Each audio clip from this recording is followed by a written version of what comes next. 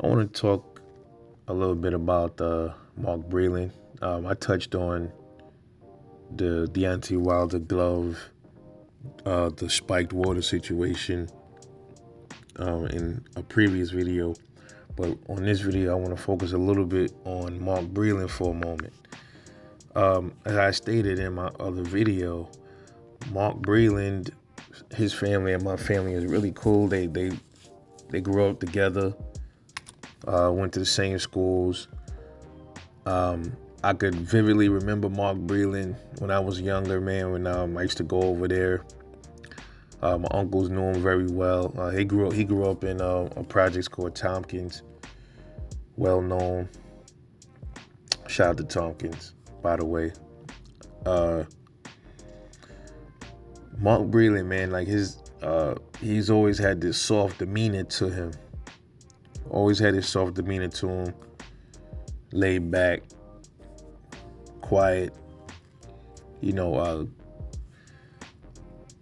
I felt, I had to make that video. When I made that video about Wilder and the gloves, I kind of ran it a little bit because I was a little upset because if you go back, you'll see it. I was upset because I felt like he was disrespected, man, and it was for nothing.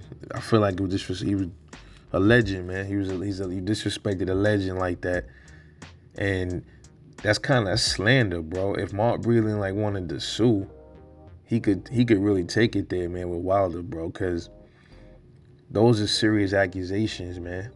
That could tarnish somebody's career. Let's just say, even if it's not, there's been no proof of it. And let's just say people still piggyback off of things like that. And then what if that hindered him from being a trainer for somebody else, another boxer or something like that? He couldn't get work. Not that he needs it, put it like that. He doesn't. But I'm just saying that, let's just say that was the case. That's slander, bro. That's what that is. You just gotta listen to the stuff Wilder was saying, man. You gotta listen to him. You gotta listen to Wilder. Yo, listen. This is a guy, Mark Breland, man. He's the only guy. He's the only guy that has an amateur that graced the front of the Ring magazine, man. He's in 6 Hall of Fames, bro. He won 5 New York Golden Glove titles as well. This dude is a legend. He's a legend, man, in his own fashion, man. And you gotta question Deontay Wilder's loyalty, man. You want to talk? They got people who's talking about how loyal Mark Breland was. I'm like, first of all, what would Mark Breland get out of spiking Deontay Wilder's water, bro? Like, what we get out of that, bro? So you telling me he been with Wilder all this time, and he just decided, let me just spike his drink when on a Tyson Fury fight, the second one. Why didn't he spike it on the first fight? That's something that I don't hear people bringing up. Why would he spark it? Why would he spike his drink at all? Period. First of all, what is he getting from that? Wilder's his fighter. He gets paid from Wilder, so he want to jeopardize that by spiking Deontay Wilder's water. Then why didn't he do that in the first fight? That's one thing. And then you hear Wilder, he brings up Mark Breland and say, people been telling me about him. Telling you what about him? What about him? What have people been telling you about him? He never gets into real detail about that. People been telling me stuff about him. I've been meaning to let him go, but I was just being generous. What are you talking about? So see, right there, that's not being a man. Because if you got an issue with somebody, bro, you're going to step it to them. You're going to bring it to their attention right off the back. You ain't going to let it drag on and all this other stuff. Hey, you go to Mark Breland like, listen, man, this is something that I'm hearing. I ain't like, or I'm seeing this. I don't like this. How come you cut him? How come you didn't cut him off right there when you heard something or whatever it was he heard? Why didn't he just cut him off right there? So I kind of find it distasteful for Wilder to like throw Mark Breland under the bus like that. When if it don't take a rocket science to figure it out, bro. He had no motive to do that to you. He had no motive to do that to Deontay Wilder. For what? What was he getting out of that? Potential jail time or something like that? You think he risked something like that? And that's another thing.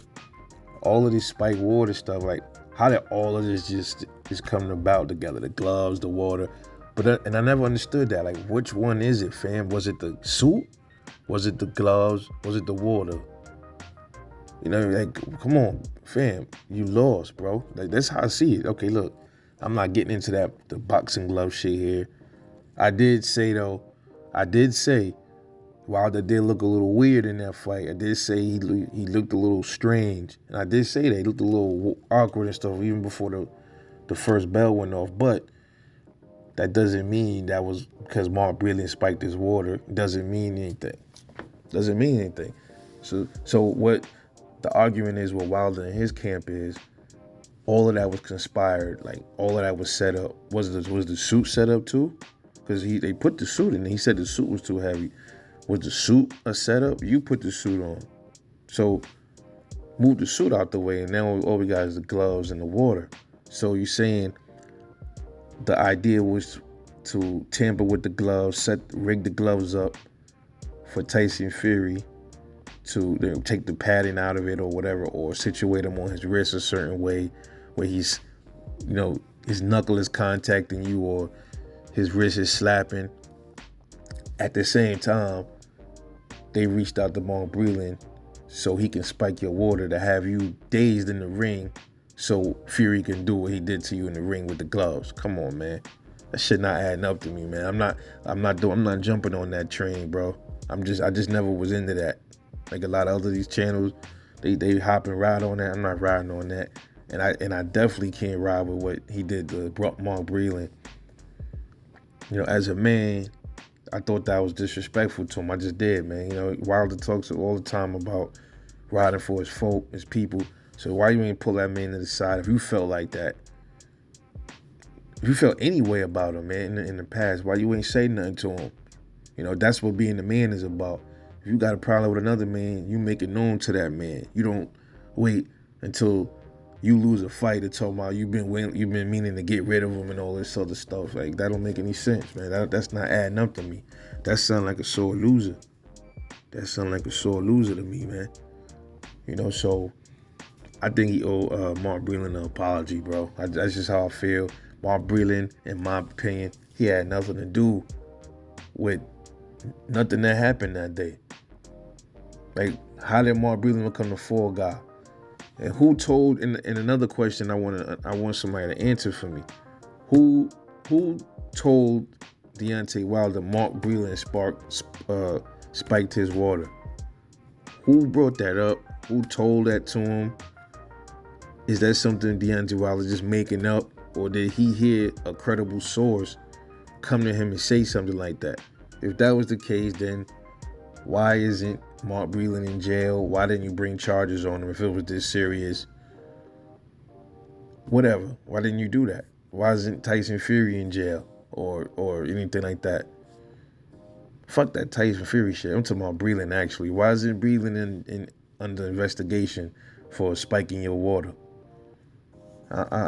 I'll never be alright with that, man. Not at all. Highly disrespectful. And then a lot of these channels, bro, they fully support that. They don't get into a lot of these channels, especially these LDBC channels. Yeah, I said it. Why you don't question that, man? When you told the Wilder, why you don't ask him questions? Like who told you about that? Like, who told you that he spiked your water? Why didn't you pull that man to the side? Or they always, like 78. Like, he always talking about being a man and all of that. So how come you ain't tell Wilder, like, listen, Wilder, okay, why didn't you step to Breland like a man early on if you had some kind of issues? I'm not talking about the water thing. Because he said there was issues with Breland early on. Okay, then. So why you ain't step to him with those issues prior and then let Breland go back then? It's crazy, man. But I just wanted to talk about that. It's crazy, yo. And now going into this third fight, What's gonna happen if he lose this fight in the same fashion? What they gonna blame this thing? They gonna blame Malik Scott for his water? They gonna say Malik Scott spiked his water or some shit? Come on, man. We gotta, at some point, we gotta see it for what it is. You know what I mean? I know sometimes when people lose, they get to them, man. Some people don't like to lose, especially when you're so used to winning, you don't like to lose. And then all type of things start coming out of you when you lose, and when you can't accept that loss. That's just the way it is. But that's just how I see it, man. But anyway, I'm off this. Let me know what y'all think about that, man. Like and subscribe, drop a comment. I'll catch you guys later on the next one, man. Peace.